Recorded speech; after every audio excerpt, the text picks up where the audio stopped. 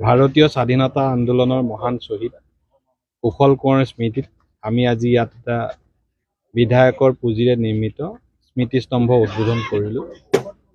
ৰাজীৱ শইকীয়া ডাঙৰীয়াই আমাৰ যি অঞ্চলত দুৰ্ঘটনা হৈছিলে, ৰেল দুৰ্ঘটনা, সেই অঞ্চলত যি তেওঁ ভূমি দান কৰিলে, তেওঁৰ মাটিত বিশিষ্ট ভাস্কৰ্য শিল্পী পংকজ শইকীয়াই ইয়াত স্মৃতিস্তম্ভটো নিৰ্মাণ কৰিলে।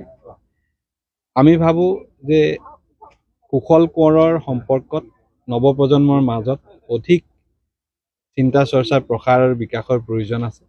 কাৰণ কুশল কোঁৱৰে যেনেধৰণে অহিংসভাৱে তেওঁৰ জীৱন অতিবাহিত কৰাৰ পাছতো এটা হিংসাত্মক ঘটনাৰ আলমত তেখেতক ফাঁচি দিয়া হৈছিল, আৰু তেওঁৰ যি কৰ্ম, তেওঁৰ যি জীৱন মৃত্যুৰ সময়লৈকে যেনেদৰে স্থিতপ্ৰজ্ঞ হৈ আছিল, কুশল কোঁৱৰৰ সম্পৰ্কত বিশেষভাৱে আলোচনা গৱেষণাৰ প্ৰয়োজন আছে।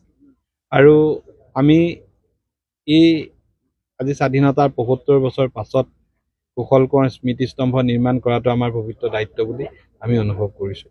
লগতে ইতিমধ্যে মই বিধানসভাতো কৈছোঁ যে সৰুপথাৰ যিটো ৰেলৱে ষ্টেচন, ইয়াক এটা আদৰ্শ ৰেলৱে ষ্টেচন কৰি কুশল কোঁৱৰ নামেৰে নামাকৰণ কৰিবলৈ আমি ইতিমধ্যে কেন্দ্ৰীয় চৰকাৰলৈ, ৰাজ্য চৰকাৰলৈ আমাৰ প্ৰস্তাৱ প্ৰেৰণ কৰিছোঁ।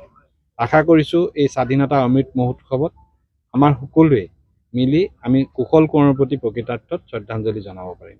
আমাৰ বহুদিনীয়া আশা এটা আজি পূৰণ হ'ল, বৰ ভাল লাগিছে। এইটো কাৰণে আমি বহুত আগতেও চেষ্টাই কৰিছিলোঁ, আমাৰ কেন্দ্ৰীয় মন্ত্ৰী চবতো তেখেতক দেখুৱাই কৈছিলোঁ, কিন্তু হোৱাগৈ নাই। হ'লে এতিয়া যে হ'ল, সেইটো বৰ আনন্দ পাইছোঁ। আৰু মোৰ ঘৰৰ ওচৰতে কুশল কোঁৱৰৰ ঘৰ, এনেকুৱা এটা স্মাৰক নোহোৱাৰ কাৰণে মনত বৰ দুখ পাই আছিলোঁ। যিখন বিনা দুখত তেখেতক এই পুলটোৰ ভাঙিলে বুলি পেলাই বিনা দুখত 1942 চনত ফাঁচি দিছিলে। সেইখিনি সময়ত 42 চনত কুশল কোঁৱৰ বাদে আন কাৰো ফাঁচি হোৱা নাই আছিলে। একমাত্ৰ কুশল কোঁৱৰে ফাঁচি হৈছিলে 42 চনত। 42 চনত 43 চনৰ 15 জনৰ ৰাতিপুৱা নহয়, 43 চন হৈ গ'ল। আৰু গতিকে আজি এই সৌধটো স্থাপন হোৱাত ইয়াৰ যি গুৰি ধৰিলে আমাৰ হিমন্ত বিশ্বজিৎ ফুকনে অসম চৰকাৰৰ সহযোগত বৰ আনন্দ পাইছোঁ।